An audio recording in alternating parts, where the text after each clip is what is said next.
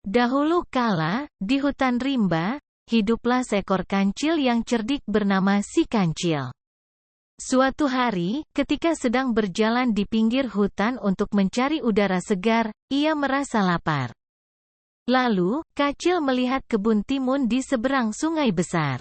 Dengan kecerdikannya, Kancil mendekati beberapa buaya yang sedang berjemur.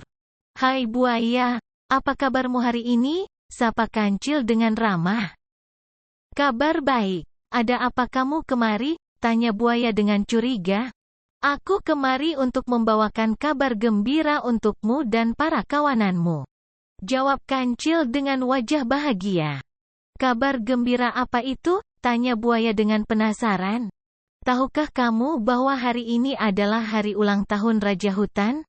Ia mengundang semua binatang untuk datang ke istananya dan merayakannya bersama.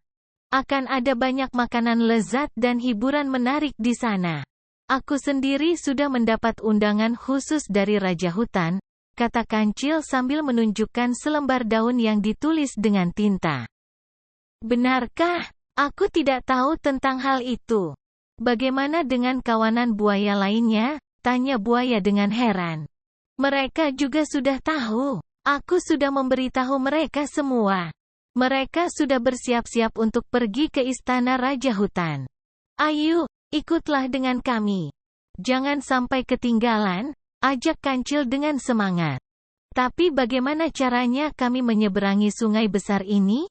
Kamu tahu kan bahwa kami tidak bisa berjalan di darat?" tanya buaya dengan ragu. "Oh, itu tidak masalah. Aku punya ide bagus. Kamu bisa meminta bantuan kawanan buaya lainnya untuk membentuk jembatan di atas sungai. Kamu bisa berjalan di atas punggung mereka sampai ke seberang. Aku juga akan ikut denganmu. Aku akan menghitung jumlah buaya yang ada di sungai ini. Siapa tahu Raja Hutan ingin tahu berapa banyak buaya yang datang ke pesta ulang tahunnya," kata Kancil dengan cerdik. Ide itu terdengar menarik. Baiklah, aku akan mengajak kawanan buaya lainnya untuk membentuk jembatan."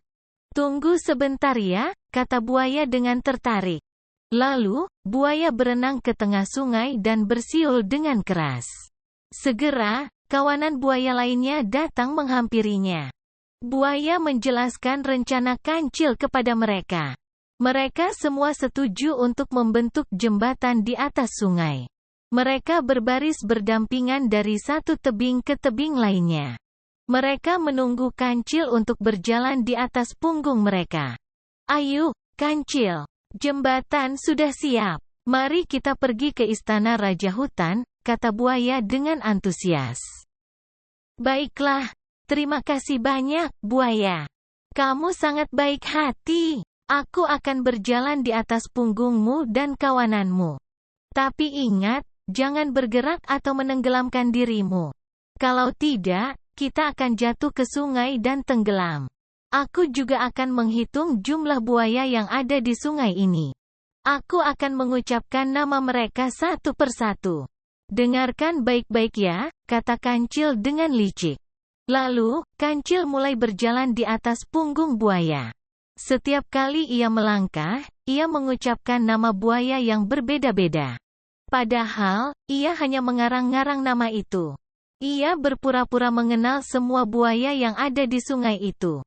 Ia mengucapkan nama-nama seperti buaya Budi, buaya Rani, buaya Sari, buaya Joko, buaya Rudi, dan seterusnya. Para buaya tidak menyadari bahwa Kancil sedang menipu mereka. Mereka hanya mendengarkan nama-nama yang diucapkan oleh Kancil dengan bangga. Mereka merasa dihargai oleh Kancil. Akhirnya, Kancil sampai di seberang sungai. Ia melihat kebun timun yang berbuah lebat. Ia tersenyum puas. Ia berhasil menipu buaya dan menyeberangi sungai. Ia segera melompat ke kebun timun dan memetik buah-buahnya. Ia makan timun dengan lahap. Ia merasa kenyang dan senang. Timun ini sangat enak. Aku suka sekali. Terima kasih, buaya. Kamu telah membantuku menyeberangi sungai. Tapi maaf, aku harus berbohong padamu. Aku tidak ada undangan dari Raja Hutan. Aku hanya ingin makan timun di kebun ini. Aku juga tidak mengenal kawananmu. Aku hanya mengarang nama-nama mereka. Aku hanya ingin mengelabui kalian. Aku adalah..." Para buaya yang mendengar perkataan Kancil merasa marah dan malu. Mereka sadar bahwa mereka telah ditipu oleh Kancil. Mereka merasa bodoh dan mudah tertipu.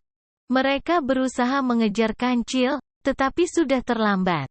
Kancil sudah berlari jauh meninggalkan mereka.